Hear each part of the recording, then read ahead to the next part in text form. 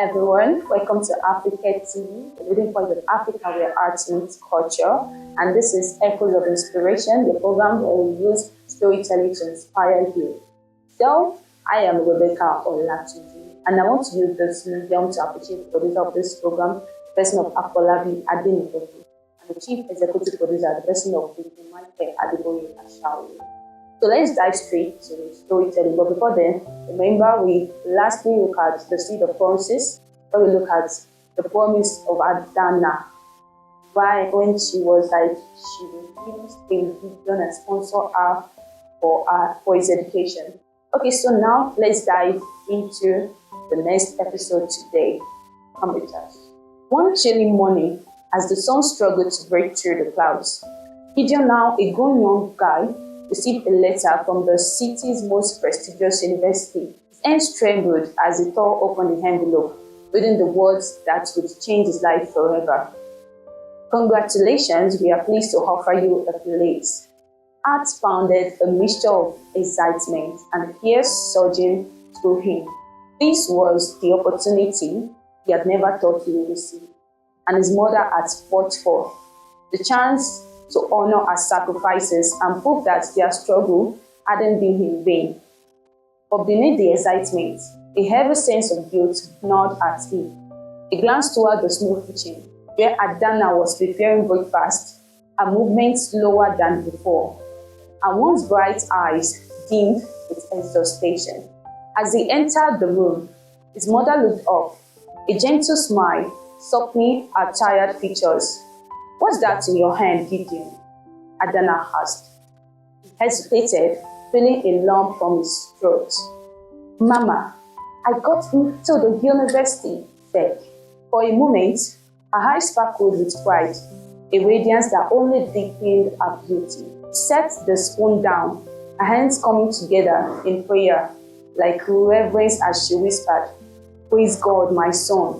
But even as her word filled him with pride, he couldn't ignore the unspoken worry that hung in the air. Adanna's health had worsened over the past few months, and though she tried to hide it, he had seen her wince in pain, had caught her clutching her chest in moments of weakness. How could he leave her now when she needed him most? Days passed, each filled with unspoken questions, sleepless nights, and silent prayers. Adanna could sense the conflict within her son, and thought she tried to reassure him.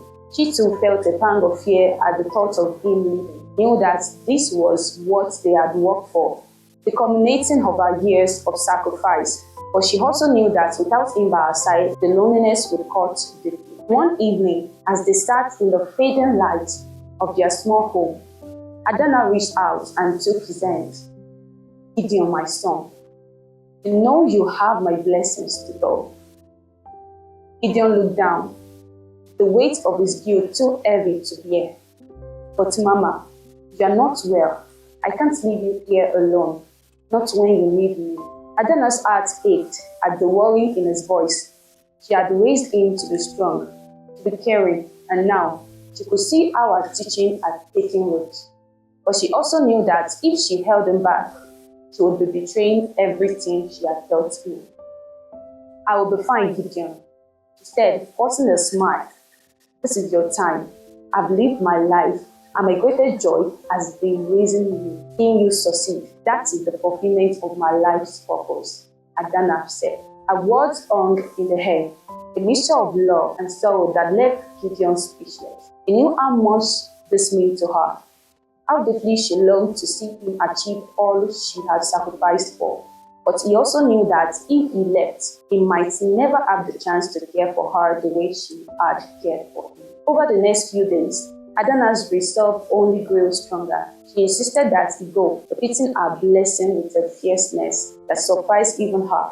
"Gideon, you mustn't worry about me. I am stronger than I feel, and I have the good people of this neighborhood. They will watch over me." With each word, Gideon's resolve began to waver, his guilt slowly transforming into a fierce determination. He promised himself that he would make her proud, that he would do everything he could to succeed, not just for him, but for the woman who had given him everything. The night before he was set to leave, they shared a quiet meal. each lost in their thoughts, as they cleared the table. Adanna handed him a small bundle wrapped in cloth. "Here, my son," she said softly, her voice filled with emotion. "This is my savings. It is not much, but it will help you start your new life." Gideon's eyes filled with tears as he took the bundle, knowing that this was all she had left. "Mama, I don't need this. You need this more than I do." But she shook her head, her gaze steady. "I want you to have it. It is my gift to you, a reminder of my love. Go, Gideon, go and make a life for yourself. That is all That is all I have ever wanted." The morning of his departure was bittersweet. Gideon's heart ached as he hugged his mother tightly. Her frail frame seemed even smaller in his hand. He promised her that he would visit often, that he would send money to help her, and that he would never forget the love that she had shaped. As he boarded the bus, he looked back to see her standing on the side of the road. Her hand raised in a silent blessing. Her face was a mixture of pride and sorrow, a mother's love shining through her eyes. And as the bus pulled away, Gideon felt a strange sense of peace, knowing that her love would guide him, no matter how far he went. Life at university was both exhilarating and overwhelming. Gideon threw himself into the studies, determined to excel and honor his mother's sacrifice. He spent long hours in the library, studying late into the night, his mind filled with dreams of a brighter future. But despite his best efforts, the demands of the university began to strain his promises. Because lecturers, exams, and the pressure to succeed, he found himself struggling to keep in touch with Adanna as often as he had helped. He sent her letters and money whenever he could. But with each passing day, the distance between them bore a silent rift that neither of them. And yet, through it all, Adanna's blessing reminded his guiding light.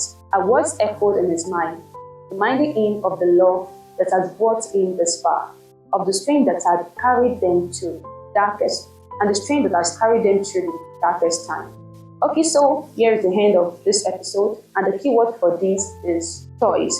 In this episode, the theme choice takes center stage as Gideon faces the difficult decision pursuing his dream, even staying with his mother. Choice reflects the complexities of ambition, love, and sacrifices as it learns every day. So, let's anticipate this for the next episode. Will Gideon remember the roots that ground him, or will ambition cloud his vision? So these are what you should anticipate in the next episode. Thank you for watching this. This is Africa TV, and I am Rebecca.